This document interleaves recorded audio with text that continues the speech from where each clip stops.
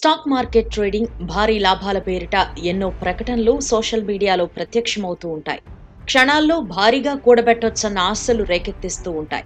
అదెంత ప్రమాదమో తెలిపే ఘటనను తాజాగా ఓ చార్టెడ్ అకౌంట్ వెల్లడించారు. ఫ్యూచర్స్ అండ్ ఆప్షన్ ట్రేడింగ్ కు బానిసైన ఓ బీటెక్ విద్యార్థి ఏకంగా 46 లక్షలు నష్టపోయాడు అని తెలిపాడు.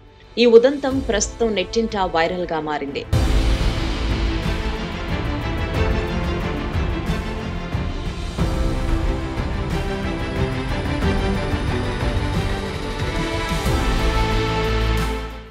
బీటెక్ 3వ సంవత్సరం చదువుతున్న ఓ విద్యార్థి ఐటీఆర్ తానే ఫైల్ చేశాను అని సదరు సీఏ సోషల్ మీడియా వేదికగా చెప్పుకొచ్చాడు. ఈసారి ఏడాది అతని సంపాదన ఏమీ లేకపోయినా నష్టాలు మాత్రం 26 లక్షల రూపాయలకు చేరాయని వివరించాడు. గతేడాది కూడా అతడు దాదాపుగా 20 లక్షలను F&O ట్రేడింగ్ లో పోగొట్టుకున్నాడని వివరించాడు. ట్రేడింగ్ కు బానిసైన విద్యార్థి నష్టాలొచ్చినా ట్రేడింగ్ మానలేకపోయాడని ఆ సీఏ చెప్పుకొచ్చాడు.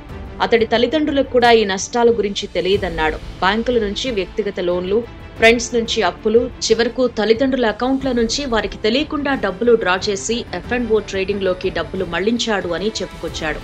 అందుకే ఈజీగా డబ్బులు సంపాదించాలి అనే భ్రమతో ట్రేడింగ్ ప్రపంచంలో కాలు పెట్టొద్దని హెచ్చరించాడు.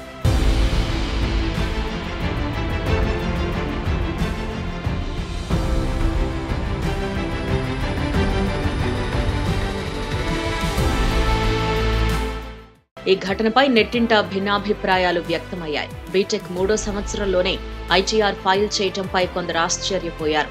ట్రేడింగ్ ను తప్పు పట్టొద్దని మరికొందరు అన్నారు. ఎలాంటి సంపాదన లేకుండా అప్పులు చేస్తూ ఇలా డబ్బులు సంపాదించే ఆలోచన మానుకోవాలని మరికొందరు సూచిస్తున్నారు. స్టాక్ మార్కెట్ పై పూర్తి స్థాయి అవగాహన తెచ్చుకుని మాత్రమే ఇలాంటి వాటిల్లో ఇన్వెస్ట్ చేయాలని నిపుణులు సూచిస్తున్నారు.